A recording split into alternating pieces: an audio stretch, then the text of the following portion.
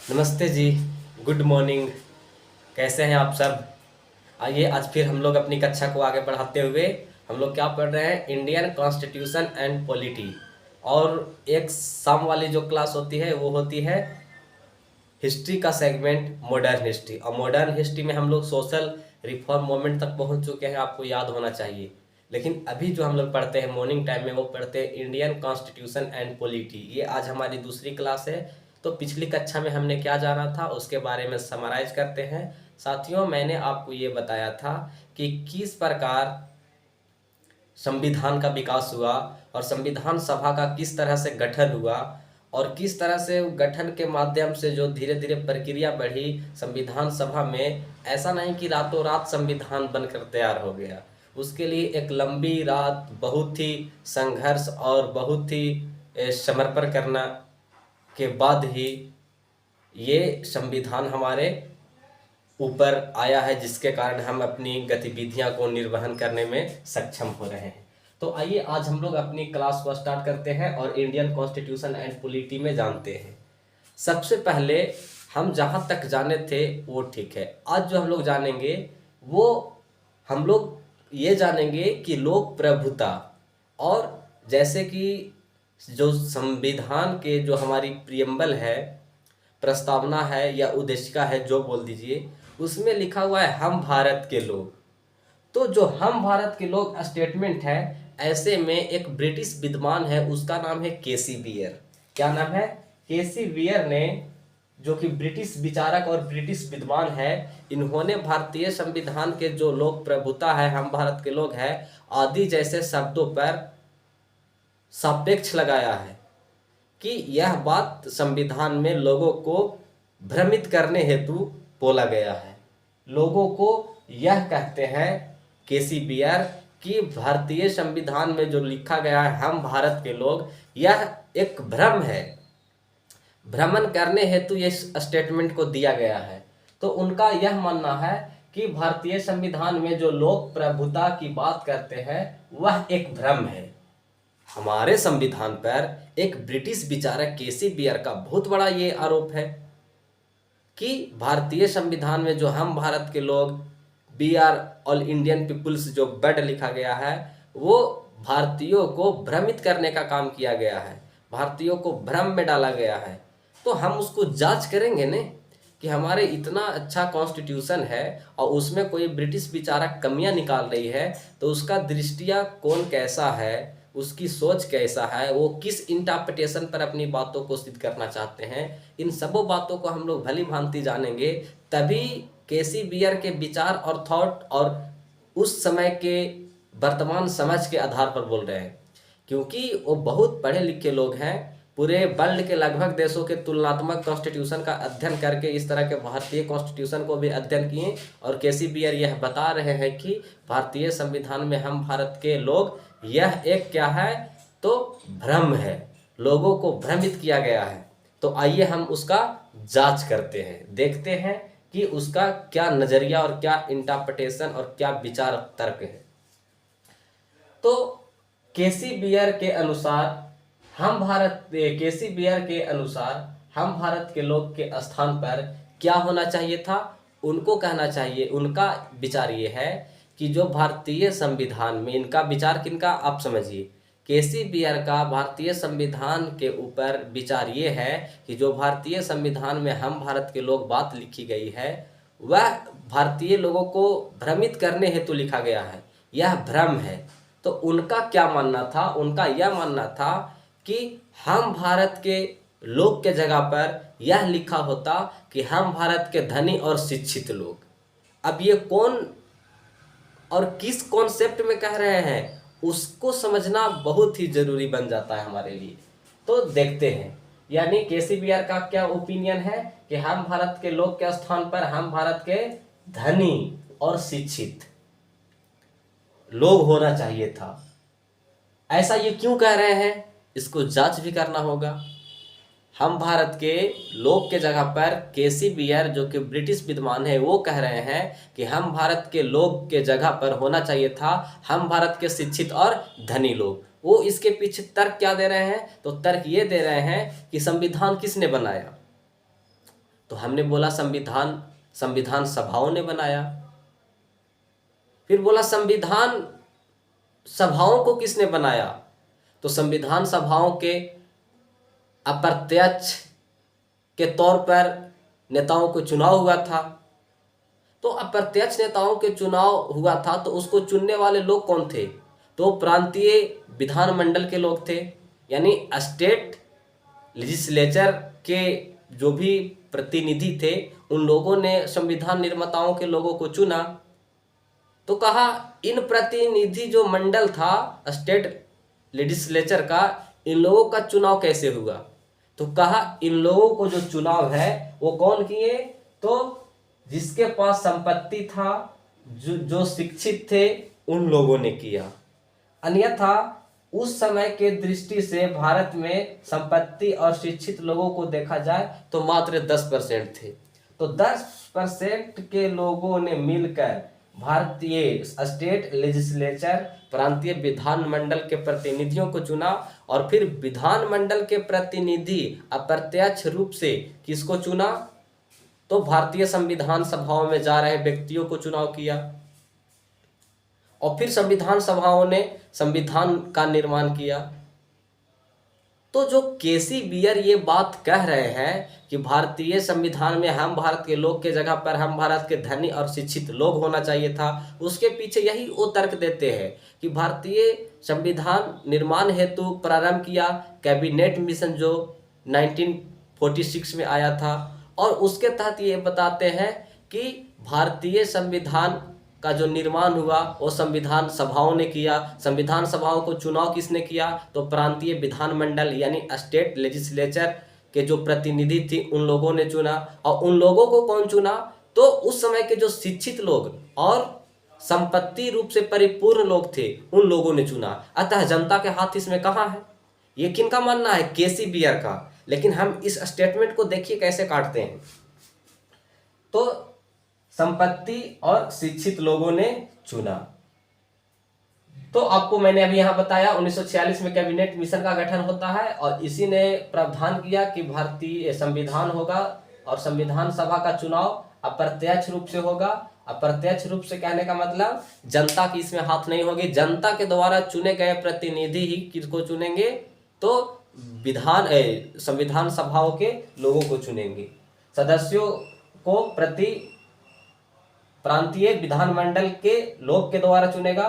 प्रांतीय विधानमंडल में कौन लोग होंगे? तो संपत्ति से जो परिपूर्ण होंगे, जो शिक्षित लोग होंगे वही होंगे, यानी धनी लोग और शिक्षित लोग। यही दो बात को दायरे में लेकर केसी बियर यह स्टेटमेंट दे रहे हैं कि भारत के संविधान में हम भारत के लोगों को जगह पर क्या होना चाहिए था? हम भारत के धनी और शिक्षित लोग। यानी उसका यह मानना है कि भारत के बहुसंख्यक समाज का 90% जनसंख्या मतदान में, तो संविधान सभाओं के मतदान में तो भाग लिया ही नहीं। तो फिर आप कैसे कह सकते हैं हम भारत के लोग? लेकिन आप सोचिए कि संविधान सभा एक बहुत तत्कालिक समय था, ऐसे में पूरे भारतीयों को इस बात के लिए मना लेना कि कॉन्स्टिट्यूशन बनेगा, इसमें आपका कंट्रीब्यूशन चाहिए, एक जटिल प्रक्रिया भी हो सकता था। तो ऐसे में बहुत ही एक अच्छा विचार था कि प्रांतीय विधानमंडल में उसमें भी तो लोग ही थे। कॉन्सेप्ट सिर्फ इतना होता है कि शिक्षित और धनी लोग के द्वारा ही चुने गए थे प्रांत विधानमंडल के जो सदस्यगण थे वो सारे लोग। तो ऐसे में आपको इस बात की समझ बननी चाहिए। सदस्य ने चुना, प्रांतीय विधानमंडल के सदस्य ने चुना। फिर देखिएगा कि सार्वभौमिक वयस्क मताधिकार लागू उस समय नहीं था, क्योंकि ब्रिटिश गवर्नमेंट थी, अंग्रेज गवर्नमेंट थी, तो उन्होंने कुछ ही भारतीयों को इस तरह के अनुमति दिया था कि वो वोट कर सकते हैं, और वैसे लोगों को ही जो उसके दृष्टिया गोचर से संपत्ति में एक भागीदारी, एक अपना स्थान रखता है, और जो शिक्षित हो। और कौन शिक्षित लोग? तो वैसे शिक्षित लोग जो ब्रिटिश एजुकेटेड से रिलेटेड हैं, ब्रिटिश से स्कूलों में कॉलेजों में शिक्षा ग्रहण किया है, ऐसे लोग ही थे। अतः केसी बियर की यह कथन सही नहीं है। हम डायरेक्ट कहेंगे सही नहीं है। क्यों कहेंगे? क्योंकि इतना अच्छा हमारा संविधान और उस पर प्रश्न लगा रहा है एक ब्रिटिश विचारक, तो ऐसे में हम उसके शब्दों को तुरंत काटते हुए कहेंगे अतः केसी बियर का यह आक्षेपित पूर्णतः सही नहीं है। तो इस तरह से आपने देखा केसी बियर का यह कथन सही नहीं है, क्योंकि जब पहला आम चुनाव हुआ, फिर देंगे अपना तर्क कि फर्स्ट आम जब पहला चुनाव हुआ, आम चुनाव 1952 में, तो संविधान सभा का अधिकांशतः सदस्य उम्मीदवार थे। जितना भी कॉन्स्टिट्यूशन असेंबली में जो व्यक्तिगण थे, माननीय लोग थे, उन सबों ने, संविधान सभा का अधिकांशतः सदस्य उम्मीदवार थे, उन सबों ने इलेक्शन में भाग लिया और कुछ अपवादों को छोड़कर सभी पूर्ण बहुमत से विजय पाए। आप समझ रहे हैं मेरे बात को? पूर्ण तौर पर सारे लोग कुछ अपवादों के छोड़कर विजय पाए। तो केसी बियर का जो ये आक्षेपित है, जो आरोप है, देखिए तो इस स्टेटमेंट से कट गया कि नहीं? यानी इसके मतलब भारतीय लोगों में, जनता में अपने प्रतिनिधियों के प्रति लोकप्रियता की भावना थी। लोकप्रियता की भावना थी तब तो आम चुनाव में उन्होंने भारी मतों से प्रतिनिधियों को जिताया। तो आप कैसे कह सकते हैं? तो ये केसी बियर का स्टेटमेंट ये गलत कहीं ना कहीं देखने को मिलता है। अतः आगे फिर देखिए, अतः स्पष्ट होता है कि जनता का प्रतिनिधित्व थे। कौन थे? जो संविधान सभा के मेंबर्स थे, उन लोगों अतः संविधान सभा के जितने भी सदस्य थे, जनता का प्रतिनिधि भी थे। फिर आगे इसी कड़ी में बताएंगे कि केसी बियर का तर्क इस रूप में भी गलत है कि भारत के संविधान लोकतंत्र की मान्यता दी, जिसके अंतर्गत सार्वभौमिक वयस्क मताधिकार। सार्वभौमिक वयस्क मताधिकार का मतलब क्या? कि वह हर भारत का नागरिक जो 18 वर्ष की आयु प्राप्त कर लिया है, वह वोट देने के लिए उपयोगी होंगे। अगर वो मानसिक दिवालिया आदि जैसे लोग ना हो तो वह वोट कर सकते हैं।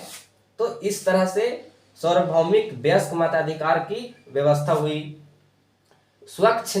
स्वतंत्र निष्पक्ष निर्वाचन आयोग यानी इलेक्टेड कमीशन का गठन हुआ। नियतकालीन चुनाव की व्यवस्था बनी। लोकतंत्र जनता की शासन है। इस माध्यम से देखिए तो सार्वभौमिक वयस्क मताधिकार, स्वतंत्र निर्वाचन आयोग, नियतकालिक चुनाव, लोकतंत्र बहाल होना, तो इन सब के माध्यम से देखो तो क्या दर्शा रहा है? यही दर्शा रहा है कि भारत एक क्या है? लोकतंत्र देश है, जिसमें जनता की सत्ता है, जनता का शासन है। तो केसी बियर का पूरा जो ये स्टेटमेंट है, ये रॉन्ग होता चला जा रहा है। तो आप समझे, अतः लोकतंत्र के होने का अर्थ लोक प्रभुता का होना ही है। यानी लोक प्रभुता मतलब क्या? लोक मतलब जनता, और प्रभुता मतलब समझिए, प्रभु मतलब भगवान, या भगवान नहीं समझ के समझिए मालिक। यानी लोकतंत्र में जनता ही है जो प्रतिनिधियों का मालिक होते हैं। और यह सब गतिविधियों से आपको पता चल रहा होगा कि प्रथम आम चुनाव हुआ तो लोगों ने अधिकांशतः नेताओं के छोड़कर अधिकतर नेताओं को पूर्ण बहुमत से विजयी बनाया। तो पूर्ण बहुमत से विजयी कब बनाया? जब उस कैंडिडेट्स के प्रति जनता के दिल में लोकप्रियता की भावना थी। तो फिर आप ऐसे कैसे कह सकते हैं कि हम भारत के लोग के जगह पर होना चाहिए था, हम भारत के धनी और शिक्षित लोग? तो ये जो ब्रिटिश विचारक है केसी बियर, इसका स्टेटमेंट इन सब कार्यों के तहत, इन सब प्रावधानों के तहत रद्द होते हुए दिख रहा है। और फिर जब अपना भारत 26 नवंबर 1949 को संविधान बना और 26 जनवरी 1950 को संविधान लागू हुआ, तो सार्वभौमिक वयस्क मताधिकार, इससे भी उनकी स्टेटमेंट पर कटाक्ष लग गया। तो आपको यहाँ पे समझ में आ रहा होगा। आगे देखते हैं, इसी कड़ी में आगे देखिए। तो यहां तक आपने पूरी की पूरी बात समझ लिए। अब इसी को डिक्टेट आप स्वयं कर लेंगे। मैं इसको कैसे डिक्टेट करा सकता हूं? बोर्ड पर इतना टाइम नहीं होता है, यूट्यूब वाले क्लास में हमारी कोई ऐप तो नहीं है, बस सिंपल सी एक पढ़ाई करने का जरिया है। अब डिक्टेट मैं कराऊं तो क्लास लंबी खींच जाएगी। ऐसे में आपको मैंने सारा की पॉइंट बताया, उसको हमने समझाया कि केसी बियर का क्या उद्देश्य था। केसी बियर आखिर क्यों कह रहे हैं कि भारत के संविधान में हम भारत के लोग जो है यह एक भ्रम है। तो केसी बियर का उद्देश्य आपको समझना होगा। केसी बियर क्या बोल रहे हैं? केसी बियर एक ब्रिटिश विचारक हैं। ये बोल रहे हैं भारतीय संविधान पर आक्षेपित लगाते हुए कि भारतीय संविधान में हम भारत के लोग के जगह पर होना चाहिए था हम भारत के धनी और शिक्षित लोग। ये इस तर्क पर बोल रहे हैं क्योंकि इन्होंने कहा कि संविधान कौन बनाया, तो हमने बताया संविधान को संविधान सभा ने बनाया। फिर पूछा संविधान सभा में जो सदस्य आए उसका चुनाव कैसे हुआ, तो हम बोले कि अप्रत्यक्ष निर्वाचन के माध्यम से हुआ। तो अप्रत्यक्ष निर्वाचन के माध्यम से कौन किया? तो जो प्रांतीय विधानमंडल के सदस्य थे, स्टेट लेजिस्लेचर के जो कैंडिडेट्स थे, उन लोगों ने किया। तो कहा उन लोगों को कौन किया? तो उन लोगों के कौन किया?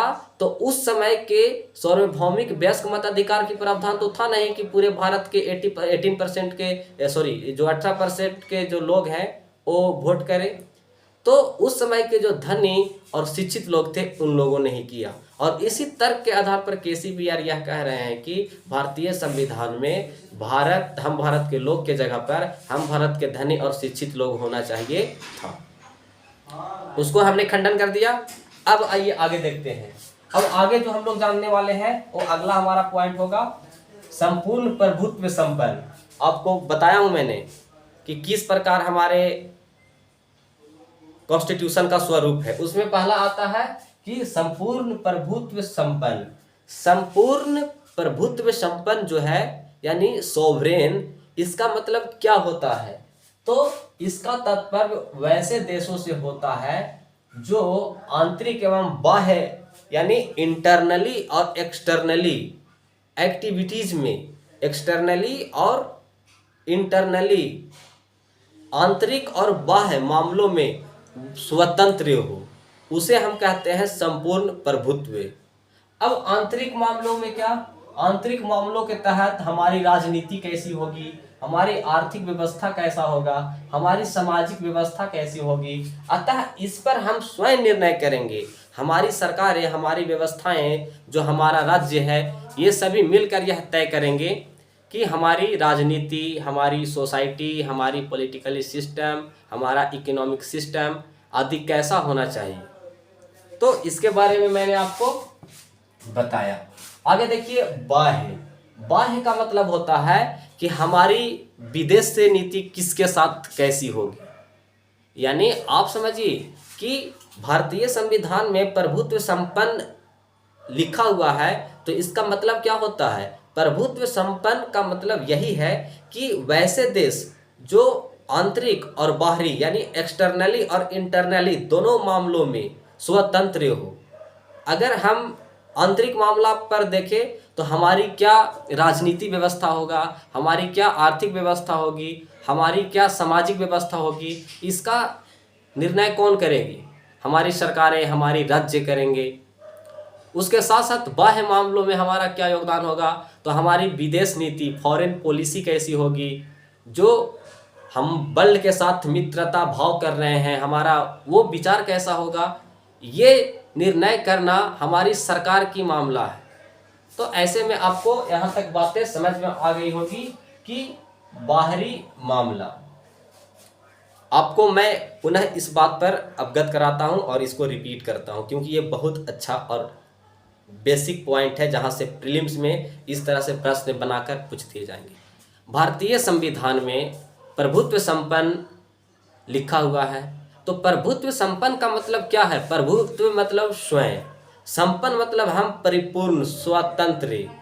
तो प्रभुत्व संपन्न का मतलब वैसे देशों से है जिसकी आर्थिक और बाहरी मामला में स्वतंत्रता दी जाती हो। आर्थिक और बाहरी मामला में स्वतंत्रता दी जाती हो।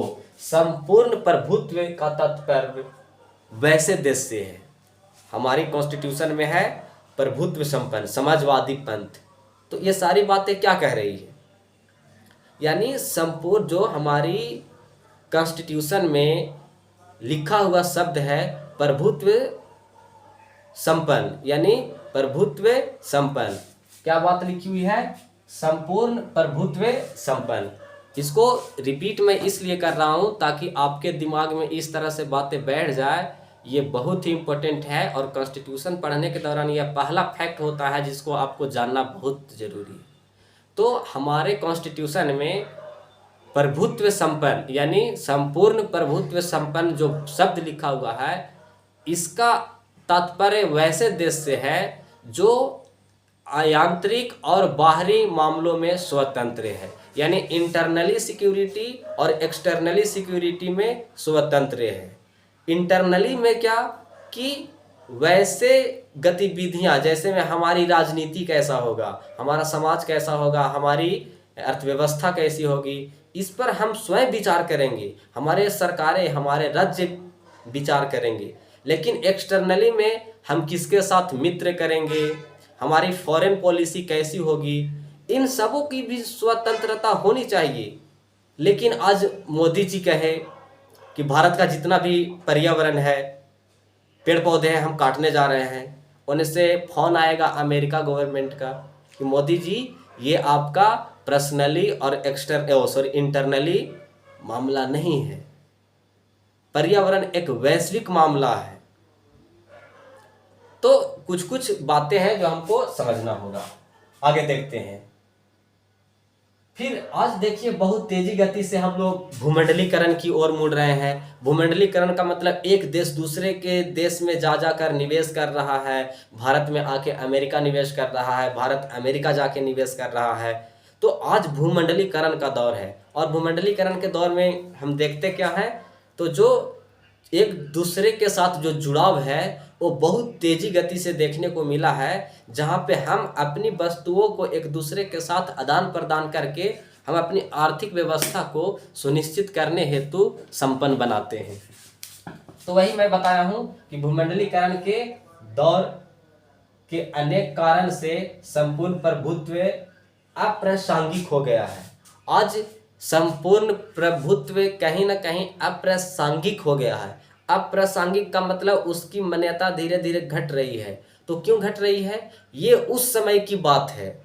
ये जो संपूर्ण प्रभुत्व संपन्न है ये कब बनाया गया? 1949-50 के दौरान। लेकिन आज दुनिया काफ़ी डेवलप हो गई है, भारत काफ़ी गति से तेजी गति से विकास किया है। तो इसके लिए हमें नीति नियम आदि चीज़ को भी पुनरीत और लेटेस्ट के आधार पर बनाना चाहिए। तो यही बताया कि जो भूमंडलीकरण है वो अप्रासंगिक हो गया है। विश्व में अनेक देशों के बीच तेजी गति से संपर्क स्थापित हो रही है। अतः भारत सहित विश्व का कोई भी देश को इस मुद्दे पर स्वतंत्र निर्णय लेने की आजादी नहीं है। वो निर्णय क्या है?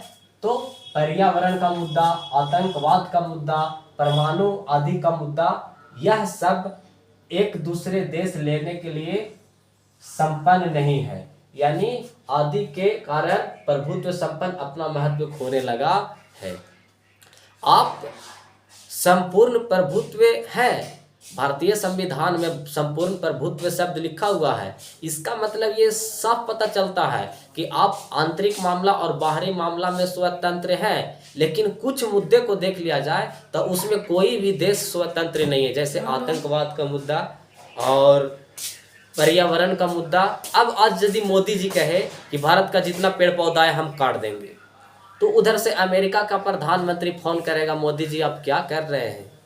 पर्यावरण, पेड़ पौधा ये आपका इंटरनली मामला नहीं है, ये वैश्विक मामला है, विश्व स्तर का मामला है। यदि पेड़ पौधे नहीं होंगे तो पर्यावरण स्वच्छ नहीं होगा।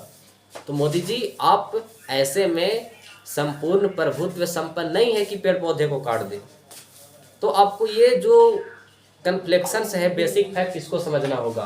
दूसरी बात, आतंकवाद को भी बढ़ावा नहीं दे सकता है कोई। परमाणु भी रखता है लोग तो बहुत ही उसके लिए परमिटेड की आवश्यकता पड़ती है। तो आप यहाँ पे समझ गए। अगला जो है वो है भूमंडलीकरण में विश्व व्यापार की क्या योगदान रहा है। तो इसमें कुछ संस्थाएं हैं जो आगे आकर काम करती है। एक है WTO, इसका फुल फॉर्म होता है वर्ल्ड ट्रेड ऑर्गेनाइजेशन, यानी विश्व व्यापार संगठन।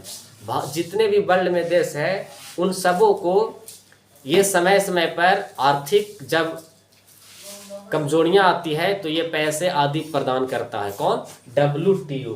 तो याद रखिएगा, वर्ल्ड ट्रेड ऑर्गेनाइजेशन, विश्व व्यापार संगठन, सभी देशों के व्यापार को एक गठजोड़ करके एक दूसरे में परस्पर हेतु कन्फ्लिक्शंस ना हो पाए, तनाव ना आ पाए, और वैसे में व्यापारिक गतिविधियों को ये चलाते रहते हैं। अगला जो बैंक है वो है IM, यानी इंटरनेशनल मॉनेटरी, इंटरनेशनल मॉनेटरी, ये भी पैसा देने की काम करती है।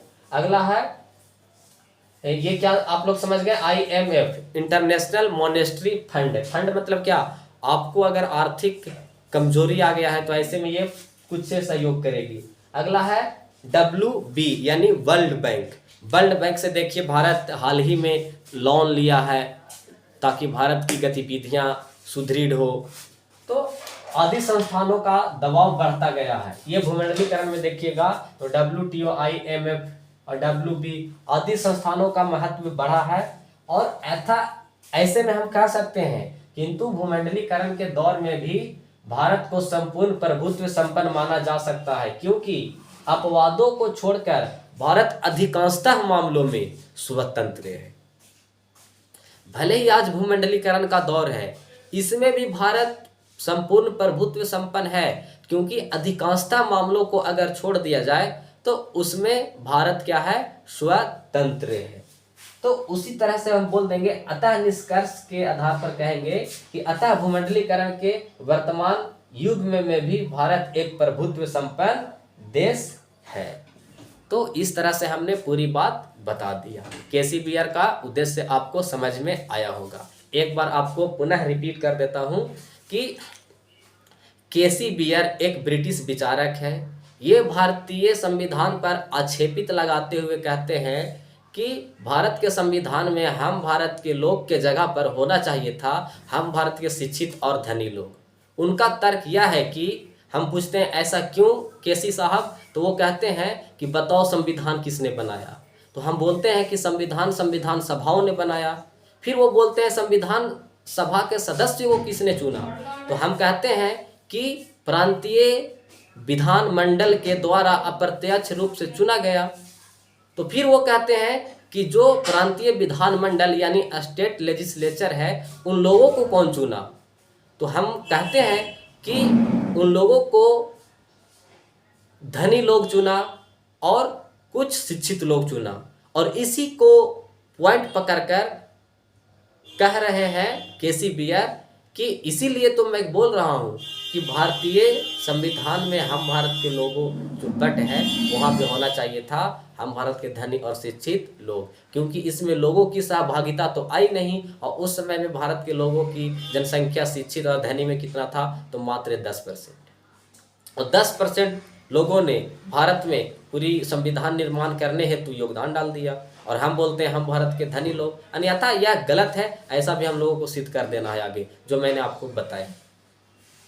तो आपको क्या समझ में आया केसी बियर के बारे में? आपको फिर एक बार मैं बताता हूँ ताकि आपके दिमाग में केसी बियर का जो कॉन्सेप्ट है आपको पूर्ण रूप से सही से बैठ जाए।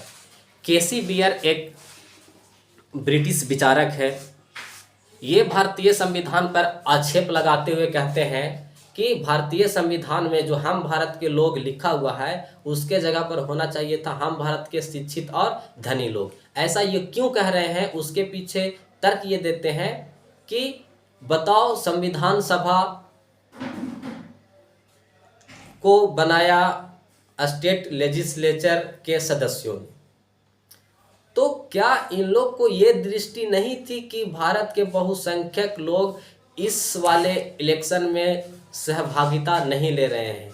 तो कैसे हम कह सकते हैं कि ये हम भारत के लोग? ऐसे में इनका यह तर्क जो है आगे युक्ति संगत नहीं होता है और फिर भारतीय हिस्टोरियन इसको खंडन कर देते हैं। तो आपको इस तरह के बात समझ में आना चाहिए। इसको रिपीट मैं कर देता हूं कि क्या था केसी बियर का स्टेटमेंट। केसी बियर एक ब्रिटिश विचारक हैं, विद्वान है, विश्व के तुलनात्मक कॉन्स्टिट्यूशन को ये अध्ययन किए हैं और उसी के आधार पर ये कहते हैं कि भारतीय संविधान में जो हम भारत के लोग लिखा हुआ है उसके जगह पर होना चाहिए था हम भारत के शिक्षित और धनी लोग। तो हम लोग कहते हैं कि आप इतना आक्षेपित कैसे कर सकते हैं। तो वो बोलते हैं कि बताओ संविधान किसने बनाया। हमने बोला कि संविधान सभाओं ने बनाया। फिर पूछा कि संविधान सभाओं के सदस्यों को चुनाव किसने किया।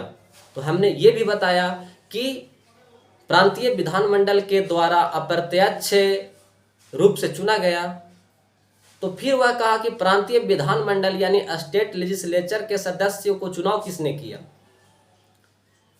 तो हमने बताया कि उस समय के धनी लोग थे और कुछ शिक्षित लोग थे, उन लोगों ने ही मिलकर चुनाव किया। तो उस समय के शिक्षित लोग कितने थे? मात्र 10%। और 10% मिलकर पूरे संविधान सभा के निर्माण हेतु योजना का तैयार कर दी। तो ऑल ओवर ये सब बात आपको समझ में आ गया। फिर मैं आपको यहाँ बताता हूँ प्रभुत्व संपन्न द्वारा कि प्रभुत्व संपन्न से तात्पर्य वैसे देशों से है जो यांत्रिक मामला और बाह्य मामला में स्वतंत्र है। यांत्रिक मामला क्या हो सकता है? राजनीतिक, आर्थिक, सामाजिक, ये सब मामला हो सकते हैं। और बाह्य मामला क्या हो सकता है? तो विदेशी और स्वतंत्र मित्रता कि विदेशी नीति क्या होगा, मेरा फॉरेन पॉलिसी क्या होगा, वर्ल्ड के साथ हमारा मित्रता स्वभाव आदि भावनाएं कैसी होगी, इन सब बातों को हम लोगों ने पूरी तौर पर जान लिया। लेकिन आपको केसी बियर के बारे में मैं आपको पुनः बता देता हूँ कि केसी बियर एक ब्रिटिश विचारक है जिन्होंने विश्व के अधिकतम देशों के संविधान को तुलनात्मक अध्ययन किया और भारतीय संविधान पर आक्षेप लगाते हुए यह बोल रहे हैं कि भारतीय संविधान में जो हम भारत के लोग हैं उसके जगह पर होना चाहिए था हम भारत के शिक्षित और धनी लोग। ऐसा वो क्यों बोल रहे हैं? जब हमने पूछा तो उन्होंने बताया कि बताओ संविधान किसने बनाया। हमने बताया संविधान सभाओं ने बनाया। तो संविधान सभाओं की चुनाव किसने किया? तो हम ये भी बताएं कि अप्रत्यक्ष रूप से प्रांतीय विधानमंडल यानी स्टेट लेजिस्लेचर के सदस्यों के द्वारा चुना गया। तो उसने कहता है यानी केसी बियर बोल रहे हैं कि जो स्टेट लेजिस्लेचर कैंडिडेट्स था उसका चुनाव किसने किया? तो उसका चुनाव किया उस समय के शिक्षित लोग और धनी लोग। और कुल भारतीयों में उस समय के शिक्षित और धनी लोग कितना थे? मात्र 10%। तो आप कैसे कह सकते हो कि हम भारत के लोग? अतः यह विचार किसका है? केसी बियर का है। लेकिन हमने इसका खंडन भी किया है क्योंकि हमारे संविधान में लोक प्रभुता आया, लोकतंत्र आया। 1952 के आम चुनाव में जनता की प्रतिनिधित्व बढ़ चढ़ के हिस्सेदारी निभाया इन्होंने। अधिकतम संविधान सभा के जितना भी मेंबर्स थे जो आम चुनाव में भागीदारी लिए और उन सबों के अधिकतम नेताओं को पूर्ण बहुमत से विजयी हुआ। तो आप कैसे नहीं कह सकते हैं कि भारतीय संविधान में हम भारत के लोग एक सत्य हैं। अतः इन सब गतिविधियों के कारण केसी बियर का जो स्टेटमेंट है उसको हम रॉन्ग बताते हैं। रॉन्ग इसलिए कहते हैं कि एकदम गलत है क्योंकि हमारे इतने अच्छे संविधान को उन्होंने आक्षेपित करते हुए हम भारत के लोग जैसे बातों को खंडन करने का प्रयास किया है। तो आज की क्लास यहीं पर रुक जाएगी, मुलाकात होगी नेक्स्ट क्लास में। Thank you all of you. जय हिंद, जय भारत।